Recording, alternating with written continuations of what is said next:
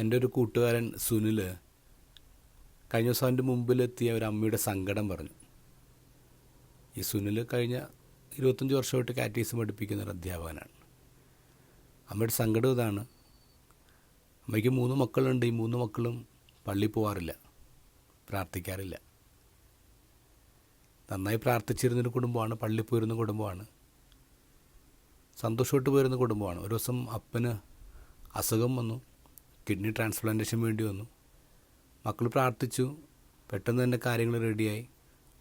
Transplantation നന്നായിട്ട് നടന്നു. വീണ്ടും പഴയ ജീവിതത്തിലേക്ക് അപ്പം തിരിച്ചു വന്നു. പക്ഷേ പെട്ടെന്നൊരു ദിവസം അപ്പം മരിച്ചുവാണ്.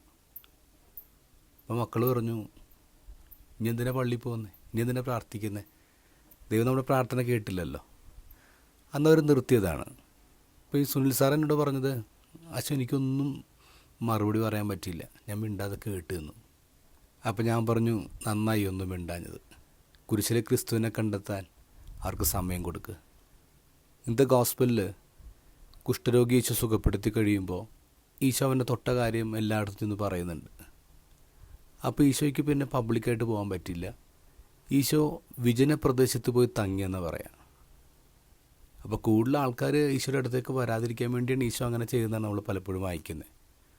പക്ഷെ അതിന് വേറൊരു രീതി കൂടി വായിക്കാം.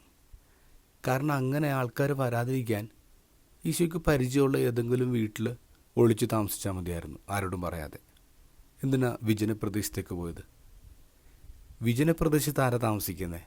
കുഷ്ഠരോഗികൾ താമസിക്കുന്നത്. അവർ ആരും ഇല്ലാത്ത ഔട്ട്സൈഡേഴ്സാണ്.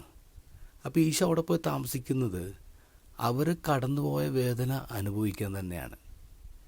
ഈശോ അവനെ തൊട്ടാണ് സുഖപ്പെടുത്തിയത്. അതുകൊണ്ട് കേൾക്കുന്നവരൊക്കെ എന്താ കരുതുന്നത്? ഈശോ കണ്ടാമിനേറ്റഡ് ആണ്. ഈശോ ഒരു ക്വാറന്റൈൻ ടൈമിലൂടെ കടന്നു പോവാണ്, മാറി നിന്നിട്ട് അതേ വേദനയിലൂടെ. നമ്മൾ മുങ്ങിത്താഴ്ന്ന ആഴങ്ങൾ കണ്ടു നിന്നൊരു കാഴ്ചക്കാരനല്ലേ ഈശോ.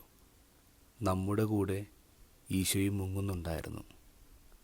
അതുകൊണ്ട് തന്നെ അവൻ്റെ അത്ര നമ്മളെ ആർക്കാണ് മനസ്സിലാക്കാൻ പറ്റുന്നത്?